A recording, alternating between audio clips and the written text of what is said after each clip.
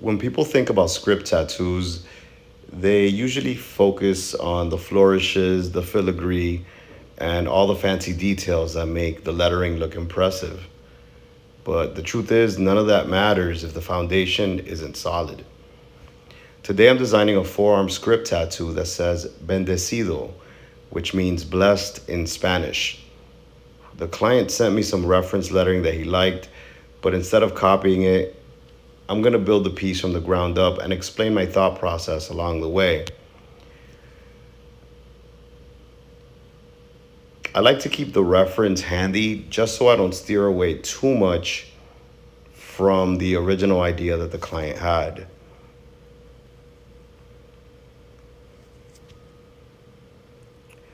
So the first thing I like to do is create a grid system. I find that sometimes with grids, it can help me get the right sizing or not go off of the correct sizing of each letter. And I like to create a rough diagram of the forearm. Before I ever draw a single letter, I want to understand the shape that I'm designing for. Since the forearm isn't a flat piece of paper, it's a three-dimensional surface that changes width from the elbow down to the wrist. I like to draw it out in a way where the letters could fit in the same shape of the forearm.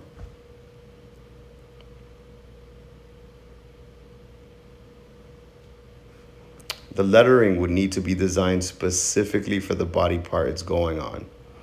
In this case, I know I want the capital letter to sit higher on the arm and become the focal point of the piece. As the word moves towards the wrist, the lettering gradually decreases in size to match the narrowing shape of the forearm.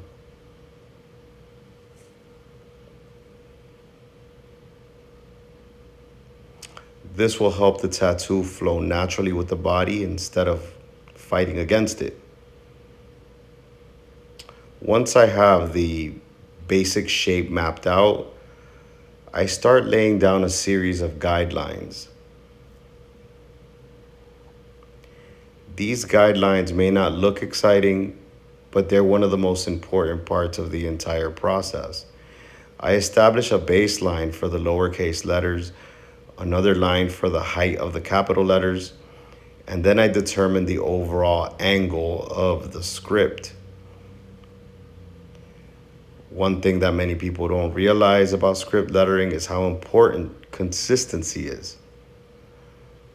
One single letter leaning in the wrong direction can throw off the entire word.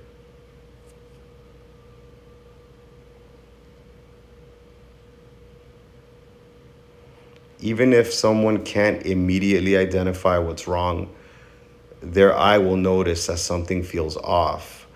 Script lettering is all about flow. Like every letter is communicating with the letters around it. So the angle, the spacing, the rhythm, and the flow all have to work together. If one part breaks the pattern, the entire design suffers.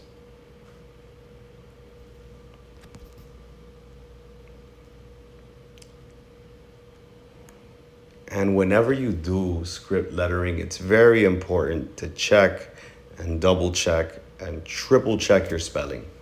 I've had situations where a client has brought me misspelled words or misspelled names, and once I spell check it, I have to correct the client itself.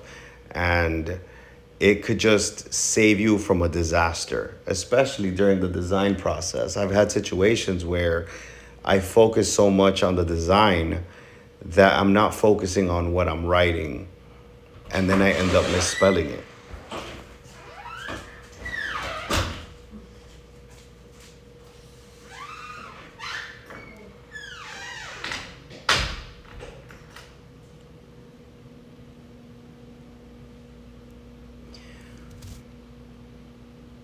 Once my guidelines are established, I move into the sketching phase. This is where I slow down and spend most of my time. A lot of newer artists want to rush through this stage because they're excited to get to the final rendering. And trust me, I was there. But the sketch is where the real work happens. A clean, final design starts with a strong, rough draft. At this point, I'm focusing on structure. I'm not worrying about the fancy details. I'm not worried about the filigree. I'm not worried about the drop shadows. I'm simply just trying to make sure every letter reads clearly and flows naturally into the next. Lettering is a lot like it's like building a house. Nobody talks about the foundation because it's hidden underneath everything else. But if the foundation isn't solid, eventually the entire structure just falls apart.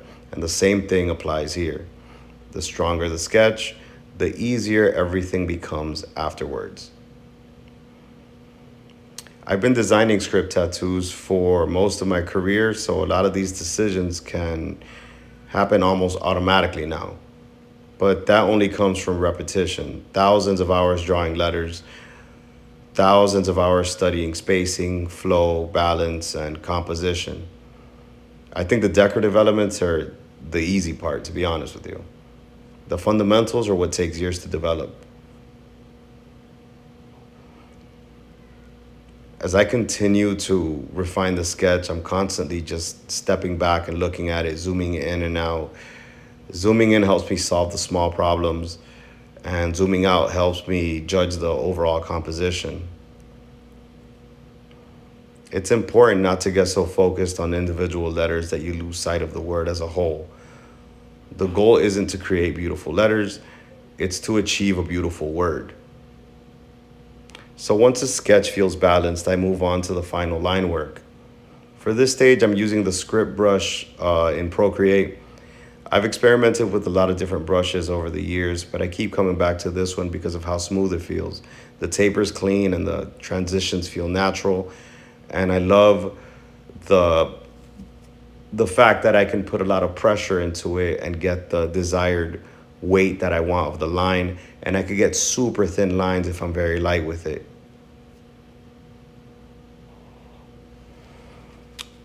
Once I'm ready, I start tracing over the sketch with confident, deliberate strokes. And this is where all that preparation starts to pay off. I've always said that a confident line is more important than a precise line. Because sometimes you could even go off the stencil slightly, but when you have that confidence in you and you throw that line in a good way, there will be no mistakes made.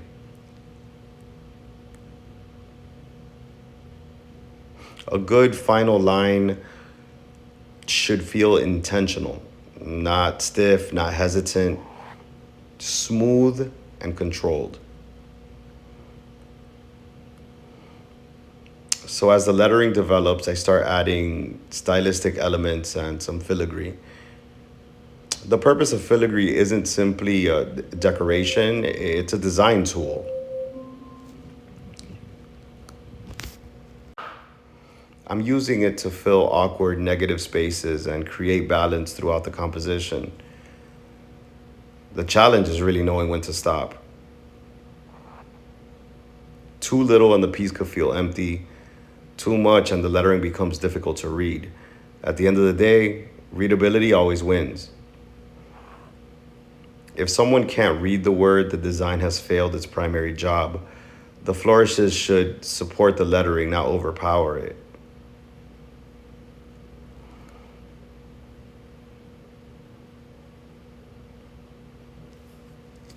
I always like to be very careful and to take my time with the final outline. My biggest concern with the outlines has always been to make sure that the letters are all at the correct angle. If one of them is slightly off, I could immediately see it and it just bothers me. So sometimes I have to do the lettering 2 and 3 times just to get it right.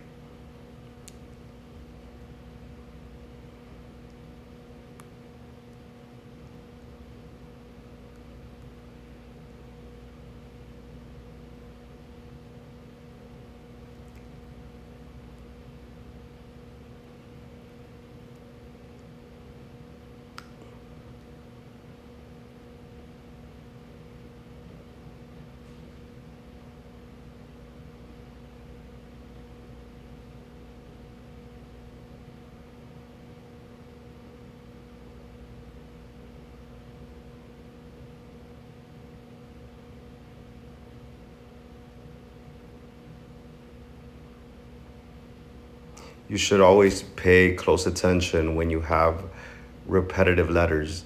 Like, for example, like the D. Right there, when I zoomed out, I noticed that both D's weren't going at the same angle. So I had to redo it because, once again, angles are everything in script lettering.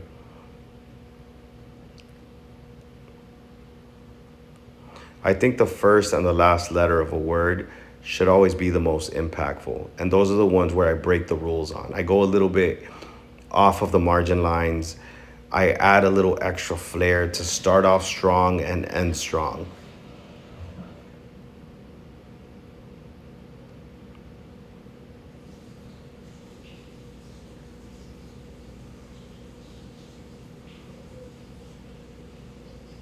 Also, watch out for the thickness of all your letters.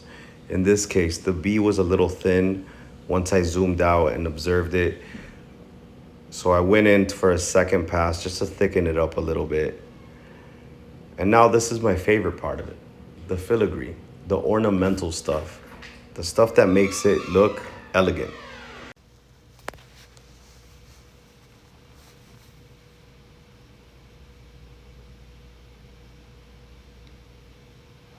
Some people have told me that I make the filigree or the decorative part of this, the ornamental side of things, I make it look easy.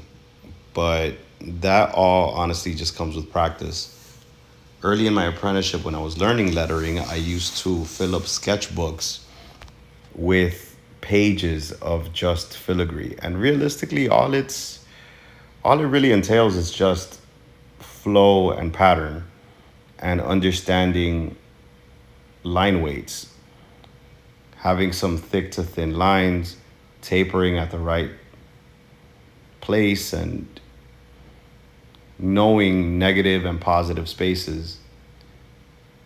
Because the last thing you want to do is overcrowd it. I really like the way I extended that filigree from the D to dot the I.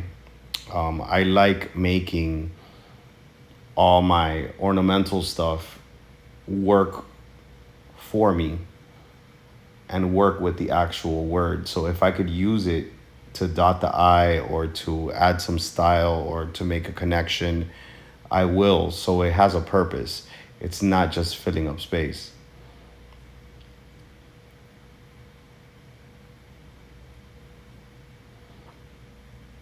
If you pay attention, I'm still staying within my guidelines of the shape of the forearm, just so that once I place the stencil on the actual forearm, it's going to take that shape.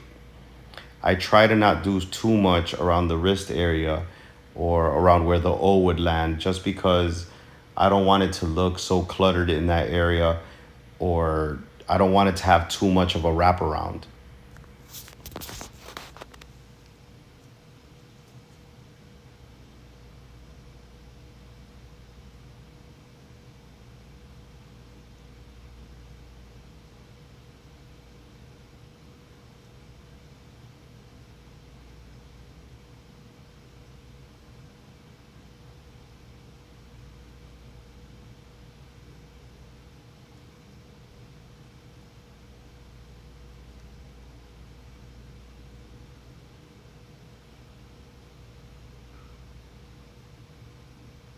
It's really amazing. Once you look at the final product, it's really amazing to see what ornamental designs do to lettering, and the art of typography is just such a beautiful thing where somebody can just get some lettering and turn it into a work of art. It's actually pretty sad that in modern times, the art of cursive writing isn't being taught in schools anymore. And I've told my tattoo students that I deeply encourage them to learn the art of script writing, because it will be in demand in the future. It will be a thing of the past in the future. As these generations pass, there will be an entire group of people that don't know how to read or write cursive lettering. And If you do know how to do it, that's going to be definitely a profitable time for you.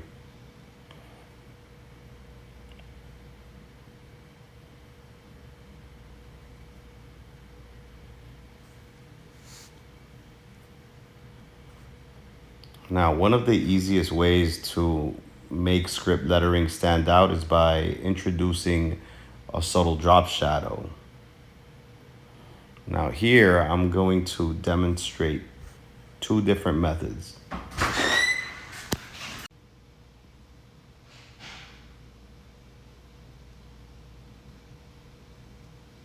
Now, first, I'm going to start off by taking off all my layers so I could see the clean final product.